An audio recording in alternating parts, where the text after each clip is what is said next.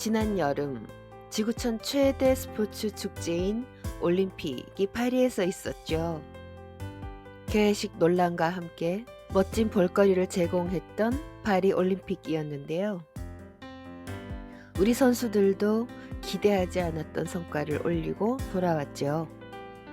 매일 밤 열심히 응원했던 기억이 납니다. 대회를 마치고 돌아온 선수들이 각종 프로그램에 나와서 대회를 진행하는 동안 어떻게 대회를 치렀는지 그 에피소드와 함께 꼭 등장하는 것이 있죠. 금메달을 따온 선수들이 보여주는 메달입니다. 이 메달은 올림픽의 꽃이라고 불리고 있고요. 메달 디자인은 항상 화제의 중심에 놓여져 있습니다. 파리 올림픽의 메달 역시 이러한 어떠한 목표 아래 디자인 방향성을 두고 어디에서 어떻게 디자인했는지 우리가 궁금하지 않을 수가 없죠. 이번 올림픽 메달은 파리 올림픽 프리미엄 파트너사인 루이비통 모에 헤네시 그룹의 주얼리 브랜드인 쇼메에서 디자인하고요. 파리 조폐국이 제작을 했습니다.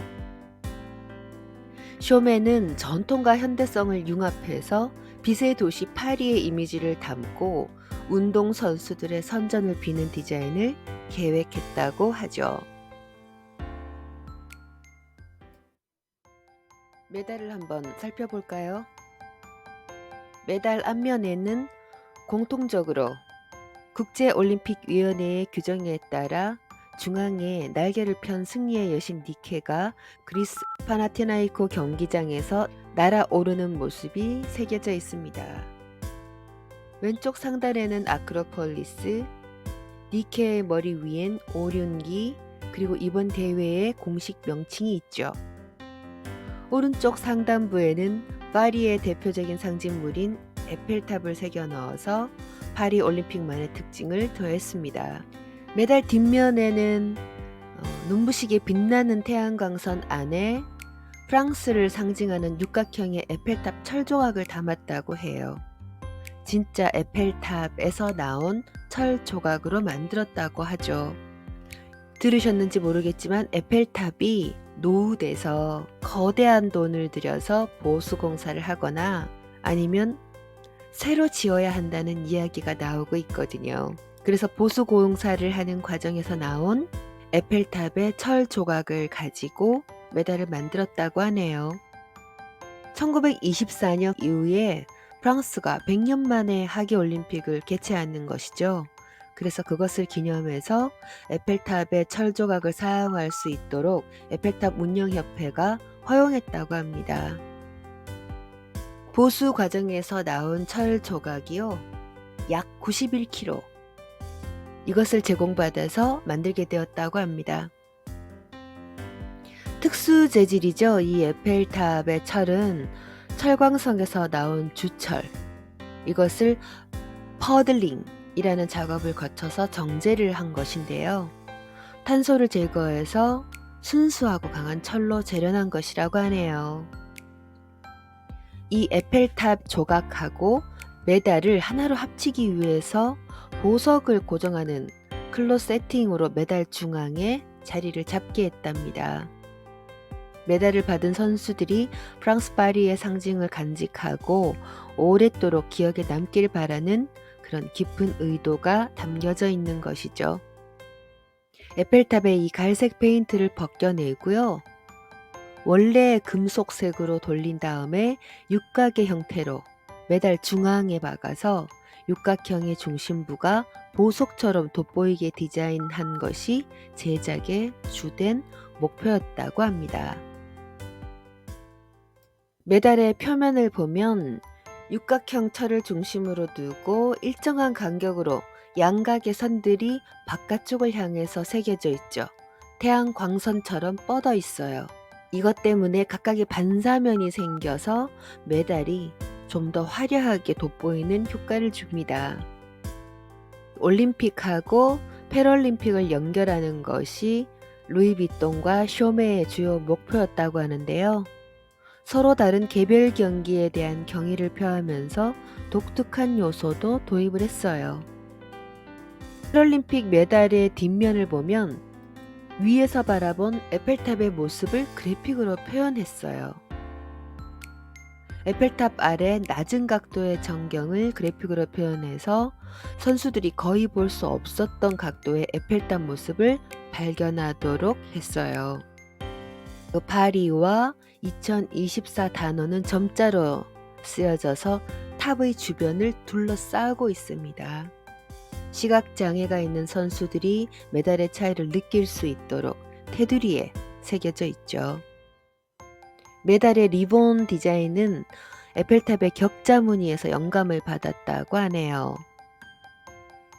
올림픽 메달의 리본은 어두운 파란색, 그리고 패럴림픽 메달 리본은 진한 빨간색으로 제작을 했는데요.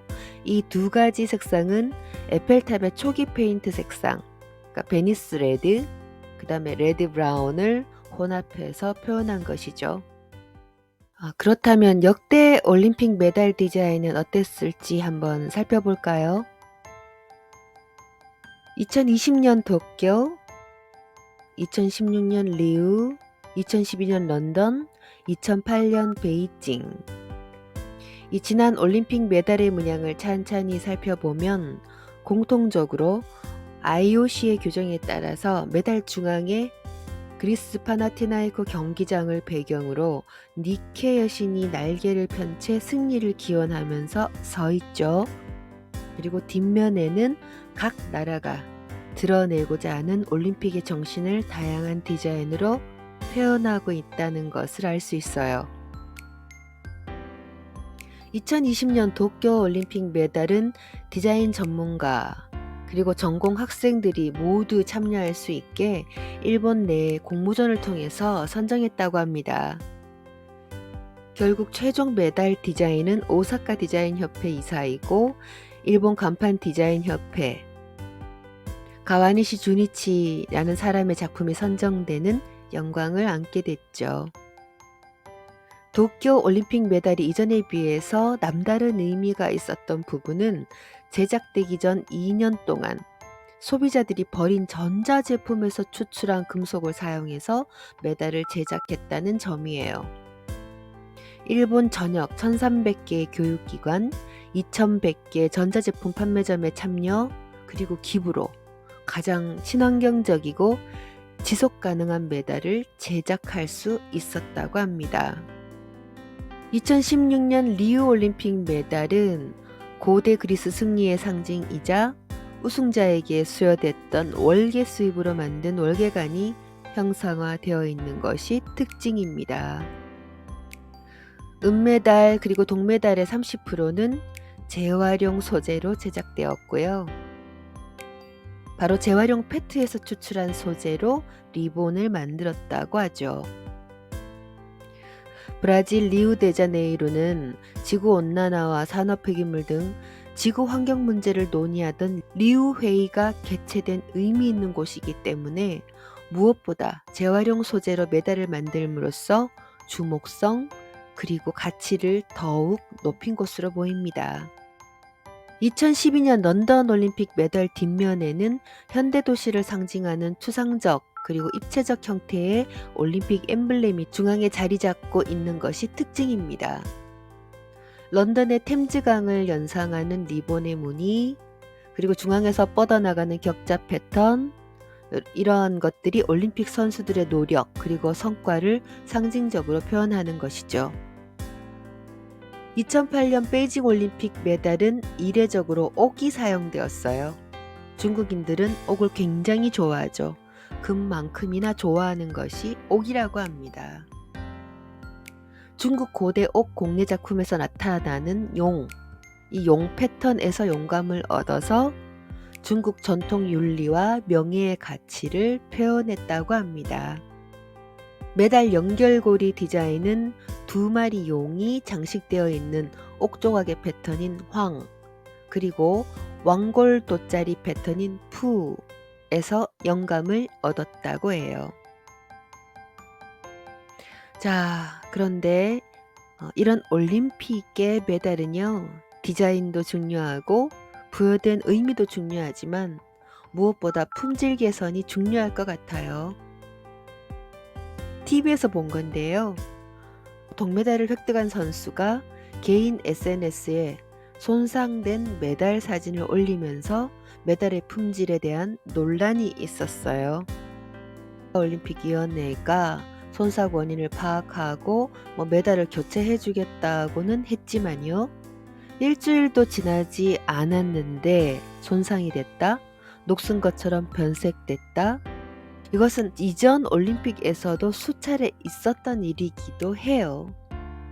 아무튼 유명 디자이너의 아름다운 메달 디자인도 중요하지만 무엇보다 오랫동안 선수들이 간직하고 보관하려면 그 이름에 맞게 품질 개선이 먼저 이루어져야 할 것 같습니다.